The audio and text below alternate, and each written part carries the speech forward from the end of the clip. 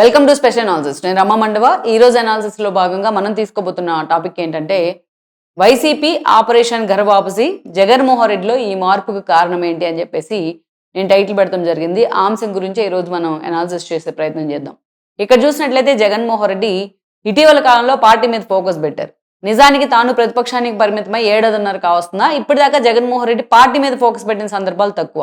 కాకుంటే చాలా చోట్ల నియోజకవర్గాల్లో ఆయన సమన్వయకర్తలను లేకపోతే కొత్త వాళ్ళని తీసుకొచ్చి ఇన్ఛార్జీలుగానో అలా నియమించే ప్రయత్నం చేస్తూ ఉన్నారు. కొన్ని చోట్ల అయితే మాత్రం అంతగా సీరియస్గా ఫోకస్ పెట్టిన సిచ్యువేషన్ మనకు కనిపించదు కానీ కొన్ని చోట్ల అయితే అటు ఇటు షఫలింగ్. ఎందుకంటే ఎన్నికలకు చాలా సమయం ఉన్నప్పుడే ఇప్పటి నుంచే షఫలింగ్ చేసుకోవాలనుకుంటున్నారు. ఎందుకంటే లాస్ట్ ఎలక్షన్స్లో అదే దెబ్బేసింది కాబట్టి ఆయన్ను. అలా లైక్ మనం చూసాం, ఏదైతే సత్తెనపల్లిలో ఉన్న అంబటి రామం తీసుకెళ్లి గుంటూరు వెస్ట్లో నియమించే ప్రయత్నం చేయడం, ఎక్కడో ఉన్న గజ్జల సుధీర్ని తీసుకొచ్చి సత్తెనపల్లి ఇన్ఛార్జ్గా పెడతాం, ఇలాంటివి చాలా చేస్తూ ఉన్నారు జగన్మోహన్ రెడ్డి. ఈ క్రమంలోనే పార్టీ సంస్థాగత నిర్మాణం మీద కూడా ఆయన ఫోకస్ పెట్టే ప్రయత్నం చేశారు. ఆల్మోస్ట్ ఒక 6-7 నెలలుగా కొంత పార్టీ గురించి అయితే డిస్కషన్ జరుగుతోంది. చాలా చోట్ల మనం చూస్తే పలు నియోజకవర్గాల నేతలు పిలిపించుకుంటా ఉన్నారు, కొంతమందితో డిస్కస్ చేస్తూ ఉన్నారు. పార్టీ బలోపేతానికి సంబంధించి ఏవో వాళ్ళకు గైడ్ లైన్స్ అయితే ఇస్తూ ఉన్నారు. నిజానికి వైఎస్ఆర్సీపీకి సంస్థాగత నిర్మాణం చాలా వీక్. ఆ పార్టీ ఒక ఎమోషన్ మీద బిల్డ్ అయిన పార్టీ. వైఎస్ చనిపోయిన తర్వాత ఆయన చనిపోయారనే ఒక సెంటిమెంట్తో పాటు జగన్మోహన్ రెడ్డి మీద సిబిఐ కేసులు, అదేవిధంగా ఈడీ కేసులు, ఆయన అరెస్ట్ అనే ఒక సెంటిమెంటే ఆ పార్టీ నిలబెట్టింది. ఒక సెంటిమెంట్ మీద బిల్డ్ అయిన పార్టీలు వైఎస్ఆర్సీపీ కానీ అండ్ టీఆర్ఎస్ తెలంగాణ సెంటిమెంట్తో ఎలా బిల్డ్ అయిందో అలాగా ఇతర పార్టీల నుంచి వచ్చిన వాళ్ళే తప్ప వీళ్ళు ఓన్గా క్యాడర్ని తయారు చేసుకునే పరిస్థితి ఉండదు ఈ పార్టీలో. అందుకే ఒక్క ఓటమి వీళ్ళని అధః పాతాళానికి తొక్కేస్తూ ఉంటుంది, లైక్ ఇప్పుడు మనం చూస్తున్న సిచ్యువేషన్ లాగే. సో అలాంటిది ఈసారి మాత్రం జగన్మోహన్ రెడ్డి పార్టీ సంస్థాగత నిర్మాణం మీద కొంత ఫోకస్ పెట్టినట్టు. ఎందుకంటే జిల్లాల వారీగా ఆయన కమిటీలని ఎస్టాబ్లిష్ చేయడం కానీ, కొత్త వాళ్ళకి దాంట్లో చోటు ఇవ్వడం కానీ, కొన్ని చోట్ల యూత్ని నియమించే ప్రయత్నం చేయడం కానీ, ఇట్లాంటివి జరుగుతూ వస్తున్నాయి. లైక్ మనం చూసాం అద్దంకిలో ప్రజెంట్ ఎవరు లేరు అక్కడ. ఒకటో కృష్ణుడు పోయాడు, రెండో కృష్ణుడు పోయాడు, మూడో కృష్ణుడు తీసుకొచ్చారు ఈరోజు అశోక్ పేరుతోని. అట్లా కొత్త వాళ్ళని కొన్ని చోట్ల ఎస్టాబ్లిష్ చేసే ప్రయత్నం జరుగుతోంది. అయితే ఈ క్రమంలోనే మనం చూసినట్లయితే జగన్మోహన్ రెడ్డి గర్వాపసి అనే అంశం మీద కూడా చాలా సీరియస్గా ఫోకస్ పెట్టారు. ఇక్కడ గర్వాపసి అంటే ఏదో కాదు, తన పార్టీ నుంచి వెళ్ళిపోయిన నేతలను మళ్ళా పార్టీ వైపు రప్పించే ప్రయత్నం జరుగుతూ ఉంది వైఎస్ఆర్సీపీలో. లేటెస్ట్గా జగన్మోహన్ రెడ్డి వేస్తున్న అడుగులు చూస్తే ఇదే నిజం అనిపిస్తూ ఉంటుంది మనకు. కొన్ని ఎగ్జాంపుల్సే మనం ఇక్కడ చెప్పుకునే ప్రయత్నం చేద్దాం. ఎందుకంటే జగన్మోహన్ రెడ్డి లేటెస్ట్గా మనం చూస్తే తన బ్రదర్ ఎవరైతే ఉన్నారో, తన పెదనాన్న జార్జి రెడ్డి కొడుకు అనిల్ రెడ్డి, ఆ అనిల్ రెడ్డి కొడుకు వైఎస్ అనిల్ రెడ్డి కొడుకు అయిన సాహిల్ రెడ్డి పెళ్లికి చెన్నై వెళ్ళడం జరిగింది. తన ఇంట్లో పెళ్లి కాబట్టి, తన ఇంట్లో శుభకార్యం కాబట్టి అక్కడ ఆ పెళ్లిలో జగన్మోహన్ రెడ్డే కీ రోల్ ప్లే చేశారు. మొత్తం గెస్టుల దగ్గర నుంచి, వాళ్ళని ఆహ్వానించిన దగ్గర నుంచి వాళ్ళని పంపించిన దాకా అన్ని తనే దగ్గరుండి చూసుకున్నారు. తన భార్య భారతి కూడా అతనితో ఉంది, తన పిల్లలు కూడా అటెండ్ అయినట్టున్నారు. సో ఇక్కడ మనం చూస్తే చాలా మంది, అటు స్టాలిన్, ఉదయనిధి స్టాలిన్ కానీ, విజయ్ టీవీకే అధినేత విజయ్ కానీ చాలా మంది జగన్మోహన్ రెడ్డితో భేటీ అయ్యారు, కలిశారు. వాళ్ళంతా చాలాసేపు ముచ్చటించుకున్నారు. ఇదంతా ఒక లెక్క అయితే అక్కడ మాగుంట శ్రీనివాసరెడ్డి కలిశారు జగన్మోహన్ రెడ్డి. మాగుంట శ్రీనివాసరెడ్డి వైఎస్ఆర్సీపీలో గతంలో ఎంపీగా పనిచేశారు. ఆయన మళ్ళీ మొన్నటి ఎలక్షన్ సమయంలో జగన్మోహన్ రెడ్డితో విభేదించారు. ఎందుకంటే లిక్కర్ స్కామ్ కేసులోని ఆయన కొడుకు రాఘవరెడ్డి అరెస్ట్ అయ్యారు. సో అప్పటి నుంచి జగన్మోహన్ రెడ్డి ఆయన దూరం పెట్టే ప్రయత్నం చేశారు. ఈ క్రమంలోనే మాగుంట టీడీపీకి వెళ్తున్నా కూడా జగన్మోహన్ రెడ్డి లైట్ తీసుకున్నారు. పాపం లాస్ట్ మీట్ వరకు బాలనేని ఆయన ఆపే ప్రయత్నం చేసినా జగన్మోహన్ రెడ్డి ఎక్కడ కూడా పట్టించుకోలే. సో ఈ రోజు ఆయన టీడీపీలోకి వెళ్ళిపోయారు. జగన్మోహన్ రెడ్డి మీద తిరుగుబాటు జెండా ఎగరేసి సో ఈ రోజు ఆయనే కంటెస్ట్ చేసి ఎంపీ అయ్యారు. టీడీపీ నుంచి ప్రజెంట్ ఎంపీగా ఉన్నారు ఆయన, ఒంగోలు ఎంపీగా. అలాంటి మాగుంట శ్రీనివాసరెడ్డి జగన్మోహన్ రెడ్డితో భేటీ అంటే ఐ మీన్ ఇట్, ఆయన చేతులు పట్టుకొని చాలా ఆప్యాయంగా మాట్లాడారు. ఇద్దరు కలిసి నవ్వుతా మాట్లాడుకున్నారు. ఎప్పటి నుంచి ఒక స్ట్రాంగ్ బాండింగ్ ఉంది అన్న ఒక ఎక్స్పోజర్ అయితే బయటకు వచ్చింది. అంటే మాగుంట అలా మాట్లాడిన తర్వాత చాలా మంది ఇది తాత్కాలిక పలకరింప, లేకపోతే మీ బంధం ఇప్పటికీ అంతే స్ట్రాంగ్గా ఉందని సోషల్ మీడియా వేదికగా సెటైర్లు కూడా వేయడం జరిగింది. అయితే నేను సెటైరిక్ యాంగిల్లో చూడట్లే దాన్ని. ఎందుకంటే ఆ వైఎస్ఆర్సీపీలో కొనసాగిన వాళ్ళు చాలా మంది తమకు అవకాశం ఉంటే మళ్ళీ ఆ పార్టీలోకి వెళ్దామన్న సందర్భాలు, అనుకునే సందర్భాలు చాలానే ఉంటాయి. అలానే చూస్తూ ఉన్నాను నేను మాగుంట శ్రీనివాసరెడ్డి భేటీని అంత ఈజీగా. ఎందుకంటే ఈయన్ని హ్యూమిలేట్ చేశాడు జగన్మోహన్ రెడ్డి.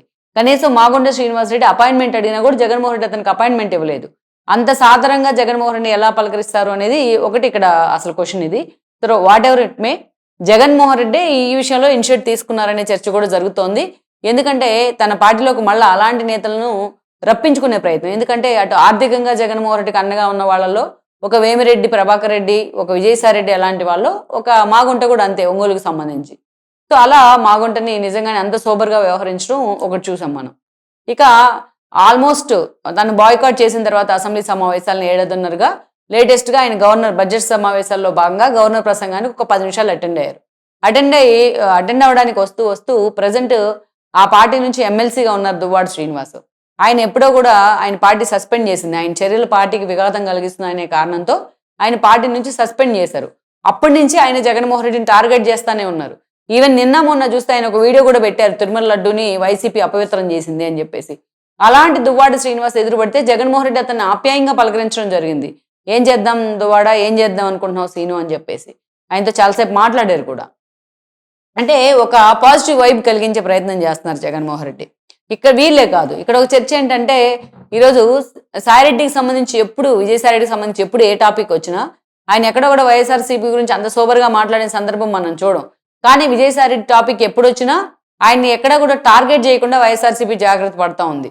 వైఎస్ఆర్సీపీ సోషల్ మీడియా అయితే విజయసాయిరెడ్డి మళ్ళా వచ్చేస్తా ఉన్నారు జగన్మోహన్ రెడ్డి వైపు, మళ్ళా జగన్మోహన్ రెడ్డి ఆయన పార్టీలోకి తీసుకురావడానికి కూడా సిద్ధంగా ఉన్నారని ప్రచారం చేస్తుంది.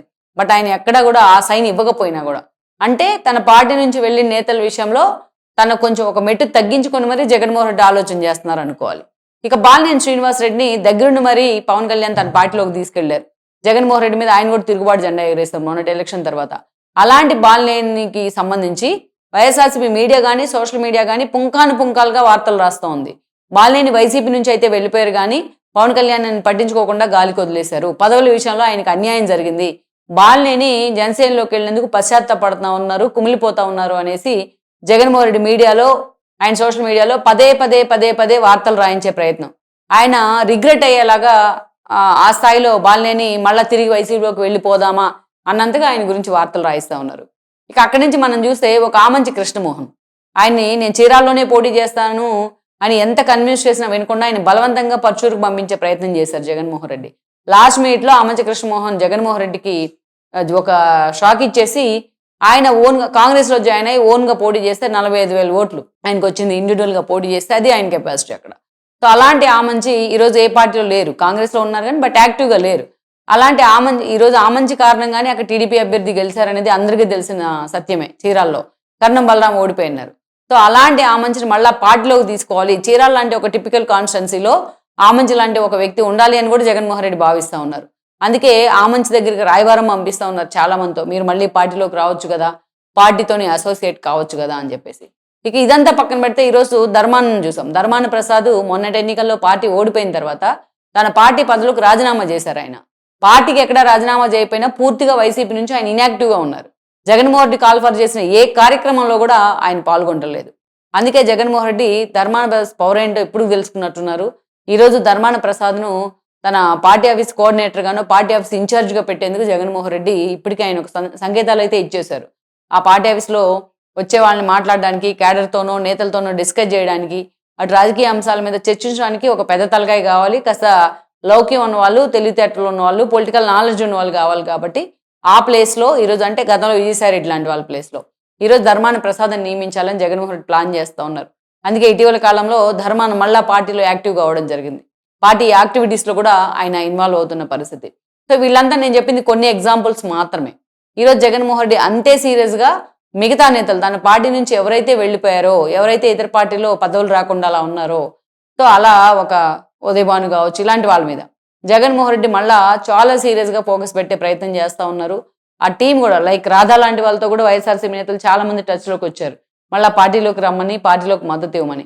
సో అలాంటి నేతలందరినీ పార్టీలోకి తీసుకోవడం ద్వారా వెళ్ళేటప్పుడు మాత్రం వీళ్ళని ఎవరిని జగన్మోహన్ రెడ్డి ఆపడు, కనీసం వాళ్ళని కన్విన్స్ చేయరు. ఒక మాట పార్టీలు మీకు వచ్చిన కష్టం ఏంటి, పార్టీని ఎందుకు వదిలిపెట్టి వెళ్ళిపోతున్నామని క్వశ్చన్ చేయరు. కానీ ఈరోజు మాత్రం వాళ్ళు వెళ్ళిన తర్వాత ఆ తప్పు తెలుసుకొని అలాంటి వాళ్ళని తిరిగి పార్టీలోకి రప్పించే ప్రయత్నం చేస్తూ ఉన్నారు. జగన్మోహన్ రెడ్డి ఈ విషయంలో కొంత తగ్గి మరి తాను ఆ బెట్టు తగ్గించుకొని మరి ఈ ప్రయత్నం అయితే చేస్తూ ఉన్నారు. మరి అది ఎంతవరకు జగన్మోహన్ రెడ్డికి వర్కౌట్ అవుతుంది అనేది కూడా మనం చూడాల్సి ఉంది.